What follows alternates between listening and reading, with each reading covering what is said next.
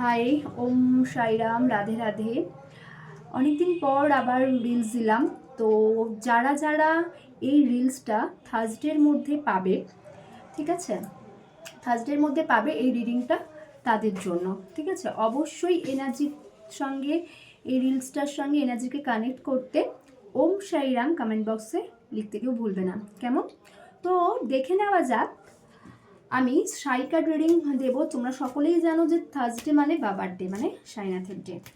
তো সাইনাথ তোমাদেরকে কি জানাতে চাইছে, কি বলতে চাইছে, ঠিক আছে। আমি pile number 1 and pile number 2 দুটো কার্ড তোমাদেরকে মধ্যে যে কোনো একটা চুজ করতে বলবো, নয় পাইল নাম্বার 1 নয় পাইল নাম্বার 2, ঠিক আছে। তো দেখে নেবো প্রথমে আগে কার্ড সাফল করে পাইল নাম্বার 1-এ বাবা কি মেসেজ দিচ্ছেন। দারুণ একটা কার্ড বেরিয়েছে, ফেথের কার্ড বেরিয়েছে।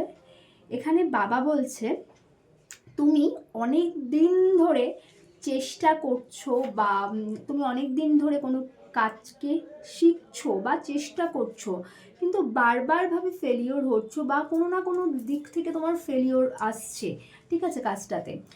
তো তুমি কি করছো, যে ফেলিওর আসছে ভীষণ নেগেটিভ চিন্তা গ্রাস করছে তোমাকে, ভীষণ নেগেটিভ হয়ে পড়ছো তুমি।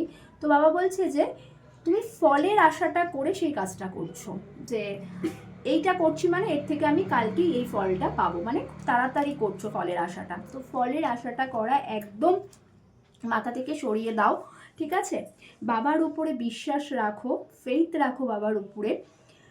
যেই সিচুয়েশনটা তোমার ওপর দিয়ে এখন বর্তমানে যাচ্ছে, বা যেই নেগেটিভ এনার্জিটা তোমার বর্তমানে ক্রিয়েট হচ্ছে, সেইটা জানবে তোমার কর্মা, সেটা তোমাকে শাস্তি দিতে আসেনি, সেটা তোমাকে শাস্তি দেওয়ার জন্য আসেনি, সেটা কি করতে এসছে, সেটা এসেছে তোমাকে শিক্ষা দেওয়ার জন্য। এই শিক্ষাটার থেকে তাতে তুমি কিছু লার্ন করতে পারো, কেমন, যাতে তোমার আত্মবিশ্বাসটা নিজের প্রতি আবার পুনরায় ফিরে পাও, সেই জন্য এসছে। তো অবশ্যই বলবো এই পাইল নাম্বার 1-এর এনার্জিকে কানেক্ট করতে ওম সাইরাম লিখবে, ঠিক আছে। তো নেক্সট দেখে নেব পাইল নাম্বার 2-এর। পাইল নাম্বার 2-এর জন্য বাবা কি মেসেজ দিচ্ছে।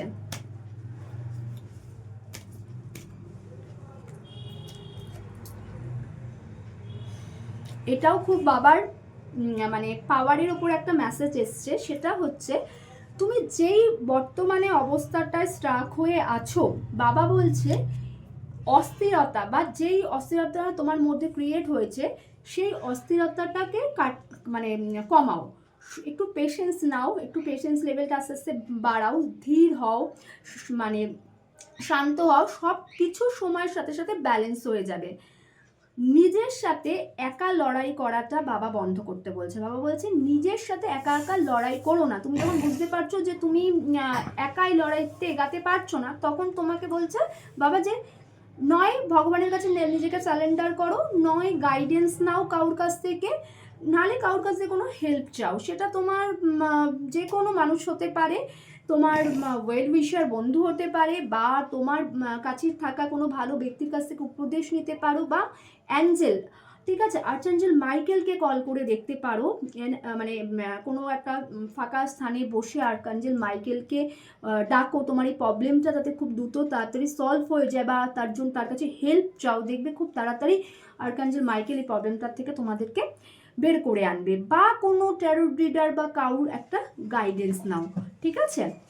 তো জানিয়ে দিলাম বাবা এর মাধ্যমেও তোমাদেরকে কি বোঝাতে চাইছে, যে যেই সমস্যা বা যেই সমস্যার মধ্যে দিয়ে তোমাদের যাচ্ছে, সেই সমস্যাটাকে কাটিয়ে উঠবে, তবে সঠিক ব্যক্তি, কোনো গুরু বা কোনো গাইডেন্স একা না এগিয়ে, বা একা না থেকে, বা একা না লড়ে কোনো গাইডেন্স কারোর কাছ থেকে নাও, বা কারোর কাছ থেকে গাইডেন্স চাও বা হেল্প চাও, ঠিক আছে।